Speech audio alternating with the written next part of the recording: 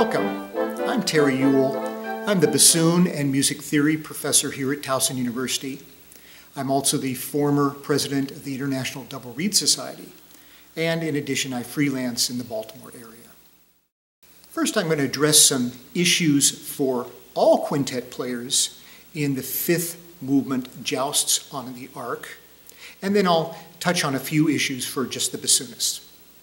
For the most part, this movement it consists of two measure gestures, but I think it's important that you link the two measures together so you get longer phrase groupings.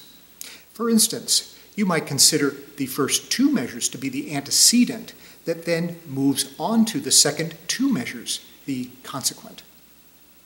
Here is a visual representation of how the dynamics might work. Notice that there is less diminuendo in measure 2, and the highest goal of the first four measures is on the downbeat of measure 4.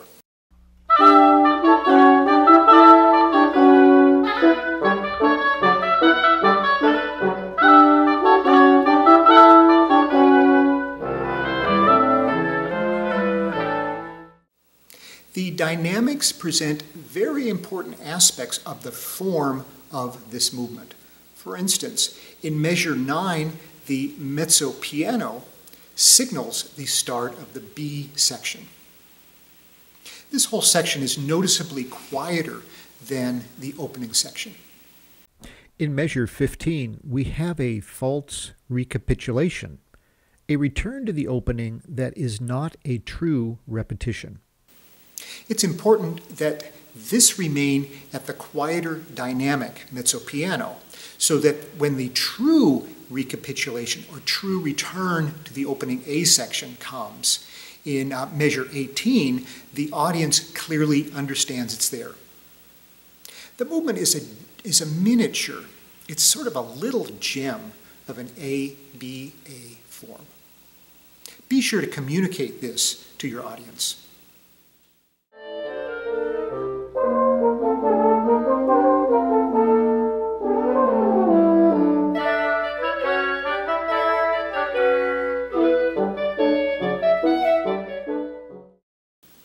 I chose this movement from the Milhaud because it emphasizes important aspects of articulation. So let me briefly talk about articulation. In the opening, in the horn and the bassoon parts, the tonguing is much more legato.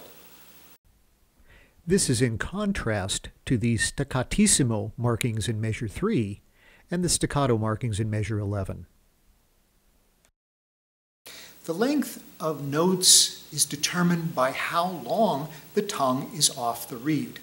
That is, how long the reed is allowed to vibrate. The longer the reed vibrates, the longer the length of the note. Therefore, if you want to make staccato notes, the tongue is on the reed much longer than perhaps it's off the reed.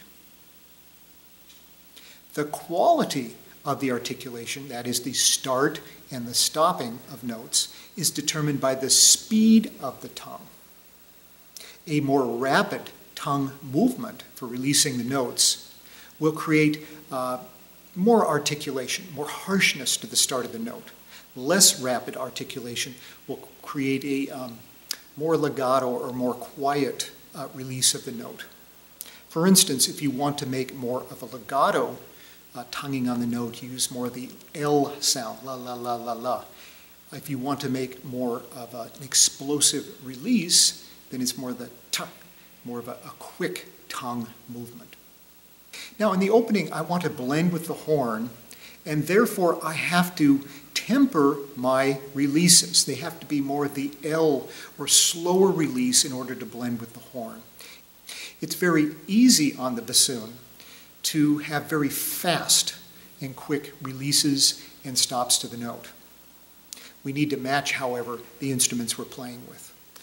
Let's address breath support through articulated notes. The breath support should be the same as slurred notes. For example, let me play in measure 11. First, I'll play it slurred.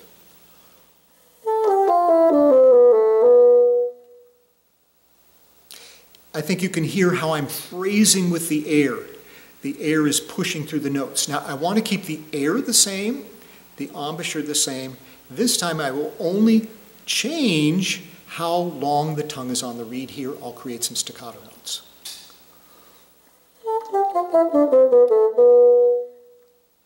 Avoid excessive jaw movement. Don't change the air with each note. Use the air to shape the phrase. Use that for your dynamic inflections. The lengths of the notes, again, are determined by the tongue, and the type of enunciation of the notes is determined by how quick the tongue releases. Last of all, on the bassoon, for clarity of notes, you will need to use the flick keys. So please see some of my other videos about how to flick.